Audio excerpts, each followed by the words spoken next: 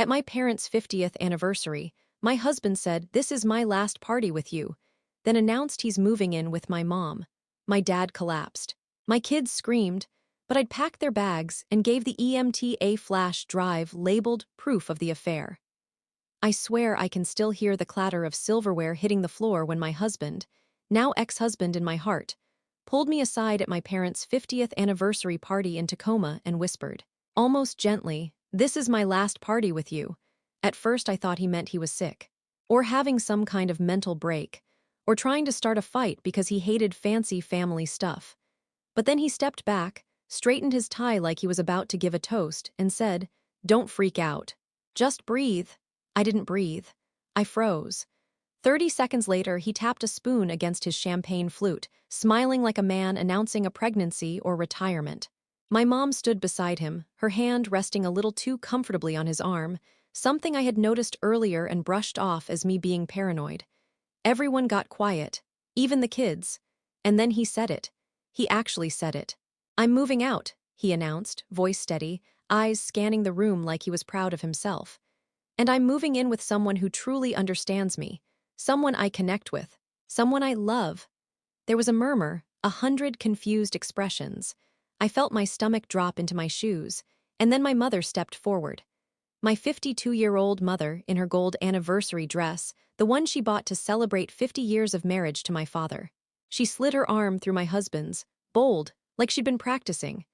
"We just click," she said, smiling this tiny, satisfied smile.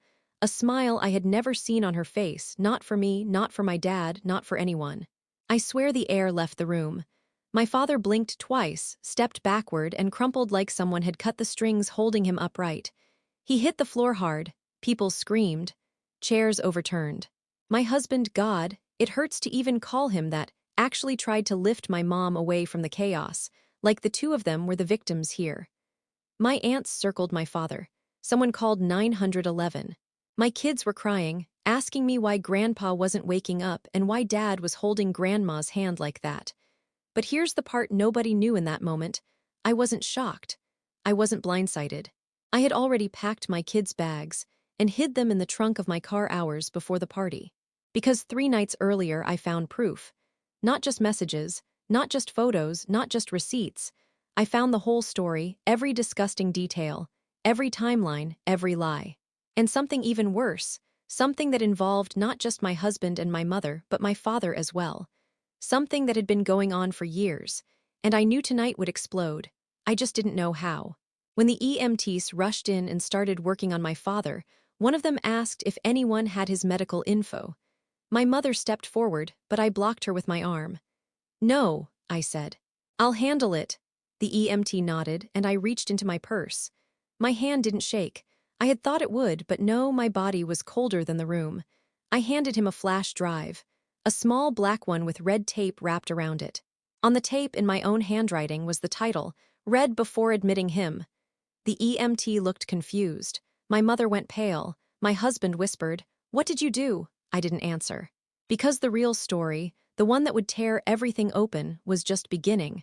To explain how that night happened, I have to go back to the part of my life I used to think was stable. Safe, normal.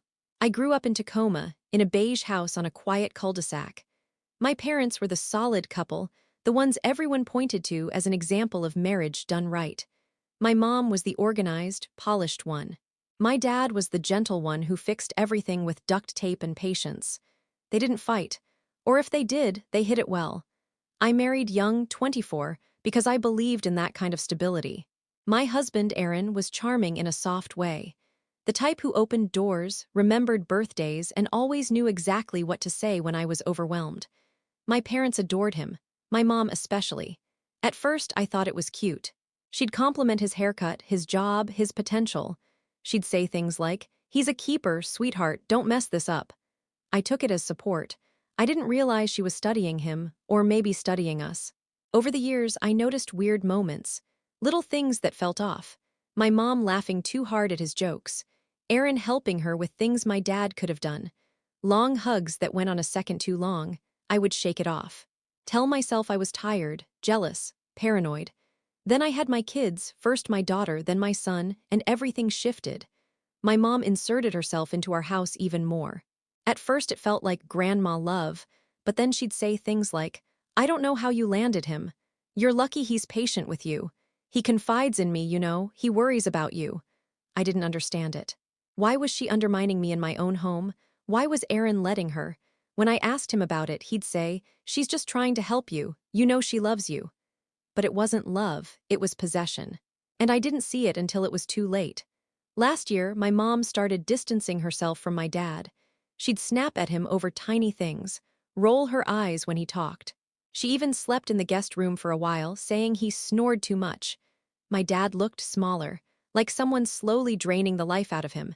Meanwhile, Aaron was working later and later.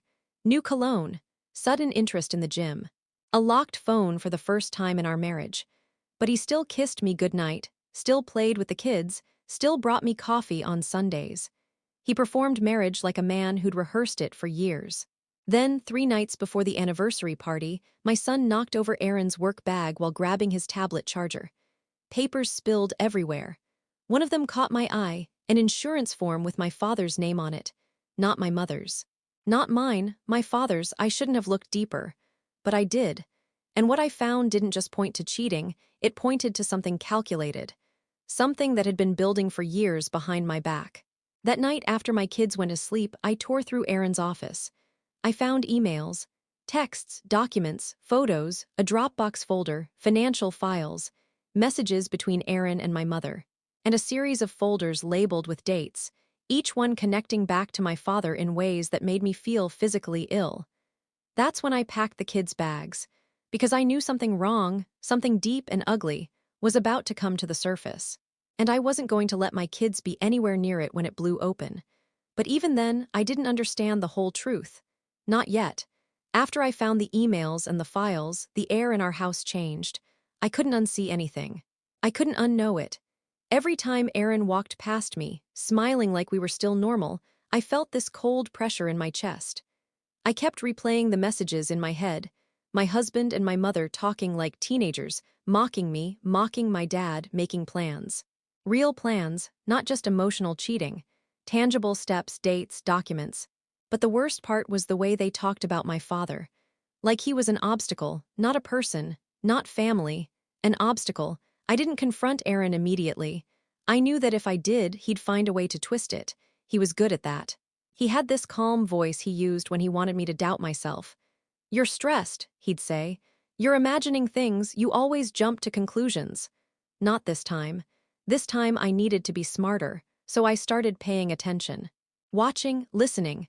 The night after I found everything, Aaron came home late again. His shirt was wrinkled, but not like work-crushed wrinkled. More like someone grabbed me by the collar. He smelled like my mother's perfume, the same floral scent she's worn since I was a kid. He kissed the top of my head like always and said, "Long day, you okay?" And I had to pretend. I nodded, hugged him, played the part. I asked about work. I cooked dinner. I laughed at something he said even though my stomach twisted. That night, while he showered, his phone buzzed on the nightstand. I shouldn't have looked, if only to keep my sanity, but I did. The message was from my mother. "Did you talk to her about the policy change yet?" Policy change. The same wording in the documents I found. My heart raced. My hands felt numb. When he came out of the shower, he slipped right into bed beside me, humming like he didn't have a care in the world. I lay there, staring at the ceiling, thinking about my father. My good, gentle father, sleeping alone in the guest room while his wife and his son-in-law plotted something behind his back. 2 days before the anniversary party, my dad called me. His voice was small. He asked if he was doing something wrong because Mom barely spoke to him anymore. I told him he wasn't. I lied and told him things would get better. He cried. My dad actually cried on the phone. I had never heard that sound from him in my entire life. After I hung up, something in me snapped into clarity. I stopped grieving and started observing. I watched Aaron lean toward my mother during dinner at my parents' house, like they were sharing secrets.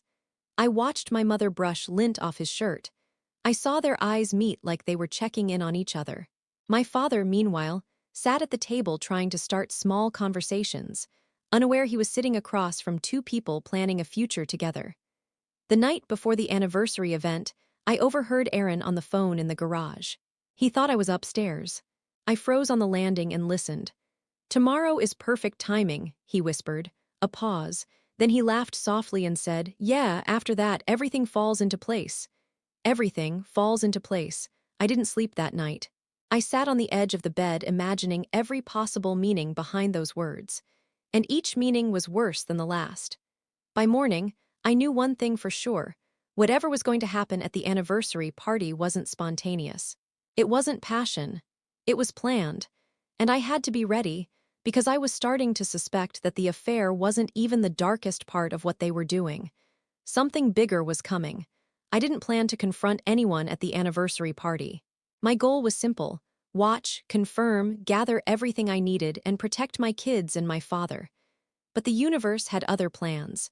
The first twist, what blew the lid off everything, didn't come from Aaron or my mother. It came from my father. The party had barely started when I noticed my dad kept looking at me in this strange, searching way. At first I thought he was just emotional. It was their 50th anniversary, and he'd been struggling. But then he pulled me aside, away from the noise, into the dim hallway outside the banquet room. He shut the door behind us. His hands were shaking. "I found something," he said. My stomach dropped. "What do you mean?" He swallowed hard, like he had to force the words out. "I didn't know who else to tell. I didn't want to upset you, but I found your mother's emails." He paused. "She's been talking to a lawyer." My heart thudded so loudly I almost didn't hear the rest. "She's been planning a divorce," he whispered, "for over a year." That alone would have been painful, but that wasn't the twist. That wasn't even close. My father wiped his eyes, took a shaky breath, and pulled out a printed document. He said he found it hidden inside a book in my mother's nightstand. The print was small, legal, precise. I took the paper. The first line made my mouth go dry. "Draft Life Insurance Beneficiary Amendment." It named my father, and it listed my mother as the primary beneficiary. But the policy owner, the one who initiated the request, was Aaron. My husband, changing my father's life insurance policy, and the effective date, 3 months earlier. "What is this?" I whispered. "Why would they?" My father cut me off, voice breaking. "There's more." He reached into his coat again and pulled out a second form. This one I had never seen. This one almost knocked me off my feet. A power of attorney form, signed by my father, or at least someone pretending to be him. He shook his head. "I didn't sign that. I don't even know what this is." My vision blurred, not from tears, from rage, from fear. This wasn't just an affair. This wasn't just betrayal. This was financial predation. Planned, coordinated. My husband and my mother positioning themselves to control everything my father owned, including the house, the retirement account, the insurance payout. The pieces slammed together in my head, the distance. My mom's sudden coldness. Aaron's work nights. The attorney messages. The policy change texts, the folders with dates. They weren't building a life together. They were building a future funded by my father. All while he slowly decayed under the emotional abuse they'd been feeding him. I felt sick. I felt like I was standing on a trapdoor. But before I could process any of it, the banquet room door swung open. My mother stood there. Her face pale, her eyes sharp. And Aaron stood behind her, like he already knew exactly what my father had just told me. My mother's voice was quiet but deadly. "What did he say to you?" Something in her expression, something cold and calculating, told me she wasn't scared I knew about the affair. She was scared I knew about the documents. Aaron stepped forward, and for the first time in our entire marriage, I saw a look on his face I had never seen before. Not guilt, not shame, not fear, annoyance. Like my father discovering his own forged paperwork was an inconvenience. That's when my mother said something that burned itself into my memory. "Everyone will know soon anyway." And she smiled. The kind of smile that told me the affair and the insurance weren't even the full story. Not close. Because there was a reason behind all of it.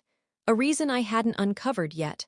A reason dark enough that she believed it would justify everything when it finally surfaced. I didn't know that reason then, but I was about to. After my mother's smile, the kind that told me she thought she'd already won, I felt something inside me shift. Not panic, not heartbreak, something colder, sharper. Like my body finally understood the level of threat standing in front of me. While they stared at me in that hallway, waiting to see if I'd fall apart, all I could think was, "You think you're safe, you think I'm weak. Good, stay thinking that." Because by then, I wasn't trying to save my marriage or protect my mother's reputation or keep my family from exploding. No, by then, I was gathering evidence, and I already had more than they realized.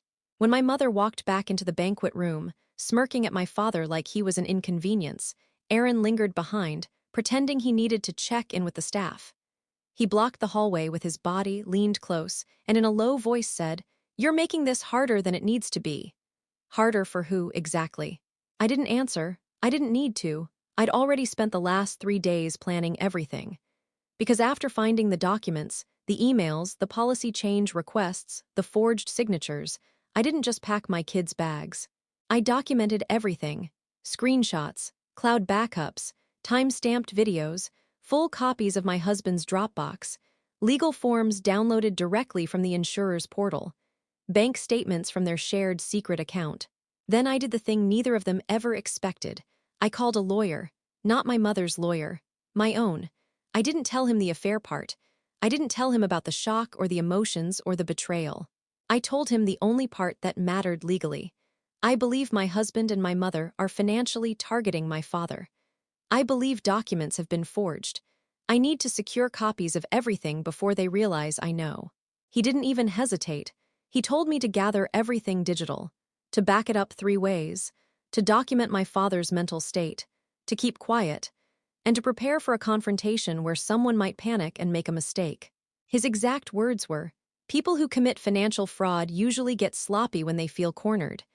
So I created 3 identical flash drives, one in my purse, one hidden in my glove box, and one in my father's car. But the fourth drive, the one labeled red before admitting HIM, that one was special. Because that one held something different, not just proof, not just messages, it held the video. The one I recorded the morning before the anniversary party, when I went to my parents' house, under the pretense of helping my mom set up decorations. While she was upstairs getting ready, I placed my phone behind a stack of photo albums in the living room and hit record. I didn't know what I'd catch, but I caught everything. Her phone call, her exact words, her plan for the night, her timeline for the insurance payout, her reference to my father as dead weight, her mention of what Aaron promised me he'd do when the time comes. And the worst part, the part that made my blood run cold, was when she said, "He's been getting dizzy spells. It won't be long. And when it happens, no one will question it." Dizzy spells? My father hadn't told me that. He hadn't told anyone that. So how did my mother know? How did Aaron know? That's when I realized this wasn't just emotional abuse. This wasn't just financial manipulation. This was something darker. And if I didn't play my cards right at the party, something irreversible could happen. So I didn't confront them that morning. I didn't tip them off. I didn't warn my father. I smiled. I helped set up. I toasted. And I waited. Because the party wasn't just an anniversary event, it was the perfect stage for the truth to blow open. And all I needed was one trigger, one moment to expose the real reason behind everything they'd been doing. And that reason, I was about to discover it was worse, much worse than an affair or money. It was something personal. And it went back decades. I always thought the worst thing a parent could do was betray you in the present. I was wrong. Because the second twist, the one that knocked the air out of me, the one that made everything else suddenly make sense, wasn't about the affair, or the forged insurance documents, or even the power of attorney. It was about me. After my father collapsed and the EMTs rushed in, things moved fast. People screaming, my kids crying. My husband trying to pull my mother away from the chaos like they were the victims. My mother yelling my name like I had caused the scene. But then, right before they loaded my father onto the stretcher, something happened that changed everything. He grabbed my wrist, weak, barely conscious. But he grabbed me with purpose. His voice was thin, slurred, but it carried a sharpness I had never heard from him before. "Check the safe," I leaned closer. "Dad, what safe? What are you talking about?" His hand tightened around mine, tighter than I thought he had the strength for. "In the garage back wall," he swallowed hard. "Your mother, she said you didn't need to know." "Know what?" The EMTs pulled me back and loaded him into the ambulance. And that's when I handed over the flash drive, the one meant for the hospital staff. Because at that point, I didn't trust anyone except the medical team to know the truth without being manipulated. My father's words kept ringing in my ears. You didn't need to know. When the ambulance pulled away, my mother screamed at me, "What did you give them? What did you do? You're ruining everything, everything." That word again. I walked right past her. I didn't answer. I didn't acknowledge Aaron trying to grab my arm. I didn't acknowledge my aunt staring at me wide-eyed. I took the kids, put them in the car with my cousin, told her to take them home and not let Aaron near them. And then I drove to my parents' house. My hands were shaking the whole time, not from fear, from adrenaline. The garage was dark. The back wall looked normal. Shelves, boxes, cobwebs, nothing out of place. But then I noticed a thin seam behind the old tool cabinet, a line running vertically down the drywall, a hidden panel. I pulled until my hands burned. It finally popped open. Inside was a small fireproof safe, the kind you'd miss unless you knew exactly where to look. I used a hammer to crack it open. It took almost 10 minutes. And the whole time, I kept hearing my mother's voice in my head. You didn't need to know. You didn't need to know. The safe popped open. Inside was a thick manila envelope with my name written on it, my maiden name. My hands shook as I opened it. Inside were documents, a birth certificate, a hospital record, a letter from a doctor, a statement signed by 2 witnesses. At first glance, I didn't understand. Then my eyes caught a date, then a name, then a blood type. My blood type. My husband's blood type, my mother's. And my father's. The realization hit me like a physical blow. My father wasn't my biological father, but that wasn't the twist. That wasn't even the part that made me drop the envelope and choke on air. No, the twist was this. My mother had been involved with another man the year I was conceived. And that man, the man who had quietly reappeared in her life 6 months ago, was Aaron's uncle. Meaning Aaron knew. He knew before he ever married me. He knew we weren't related by blood, but that our families had a history my father didn't know about. He knew the connection. He used it. He used me. He married into my family with knowledge I didn't have, and my mother didn't just know about it. She orchestrated it. She hid my real paternity for decades. She positioned Aaron in my life. She manipulated all of us, including my father. None of this started with an affair. This had roots older than my marriage.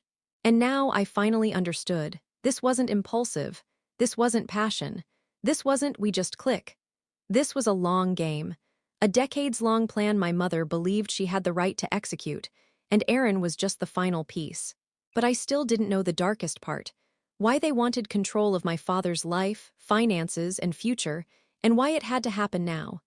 That reason, the one that chilled me to the bone, was coming next. I wish I could say the reason behind everything, the affair, the forged signatures, the insurance paperwork, the manipulation, was something simple.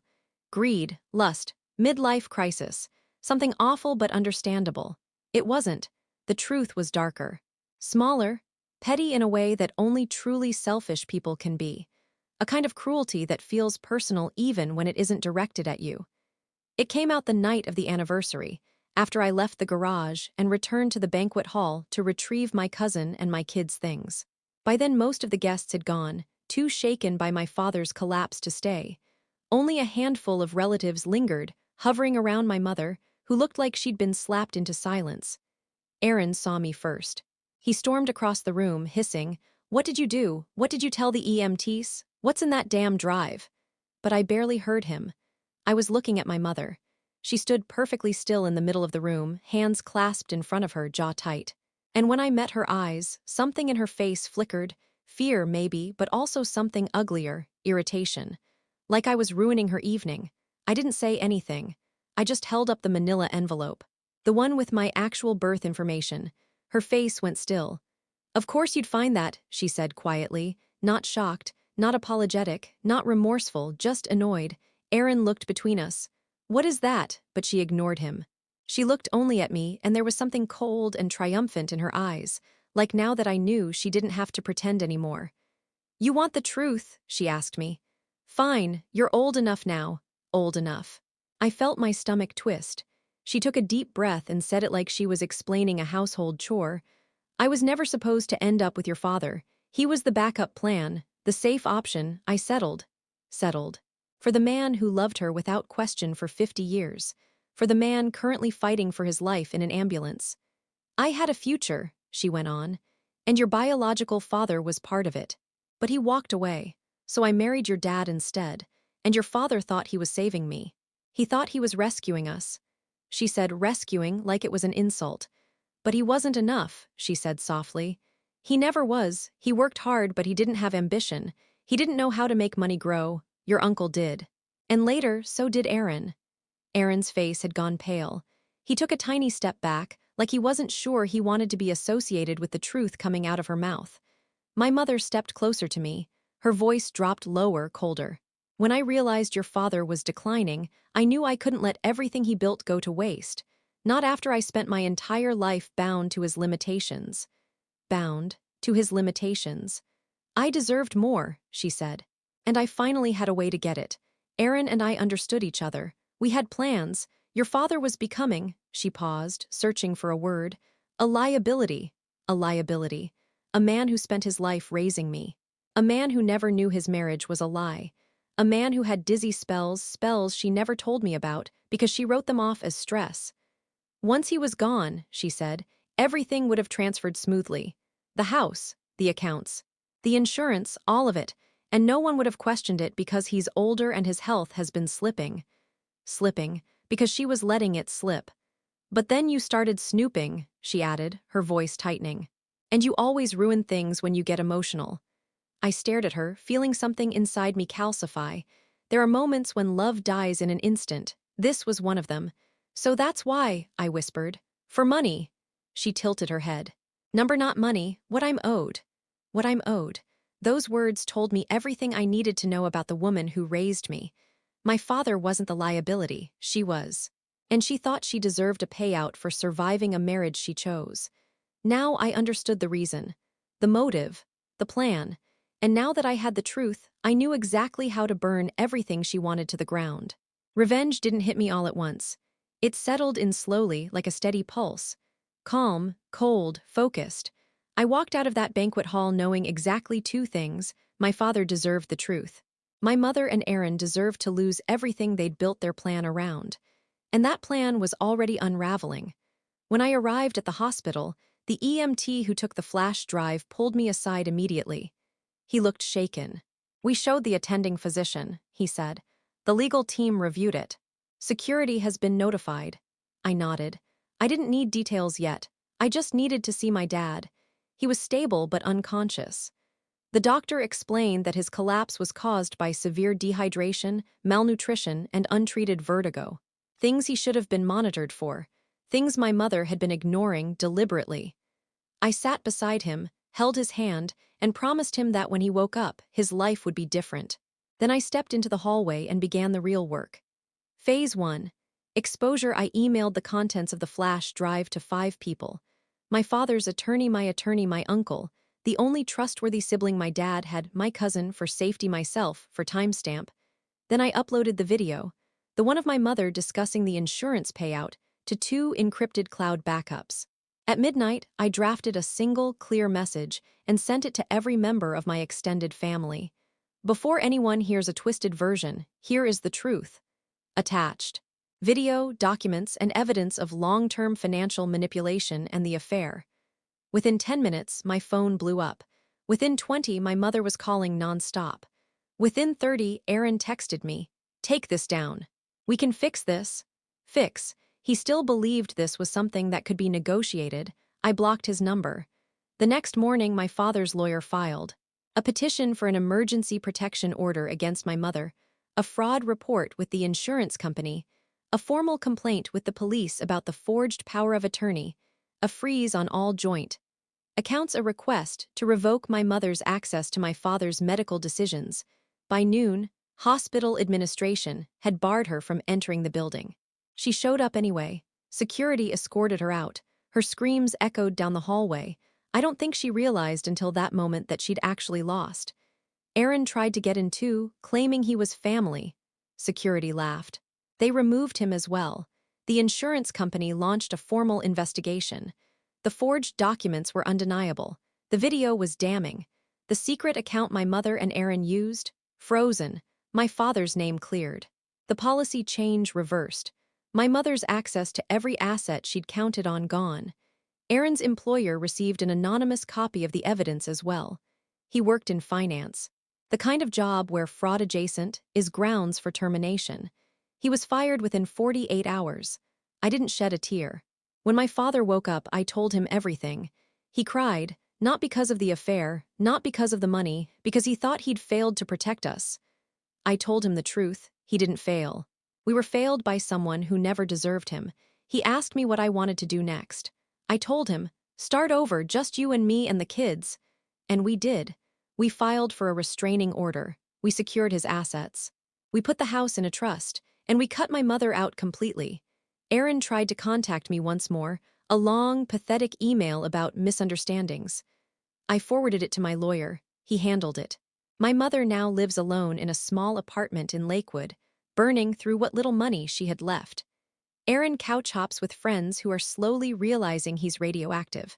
My father moved in with me while he heals. He laughs more now. He eats better. He's alive again. And me, I finally sleep at night, because my mother always believed she was owed something for the life she didn't get. Turns out she got exactly what she deserved. And that's the one payout she never saw coming.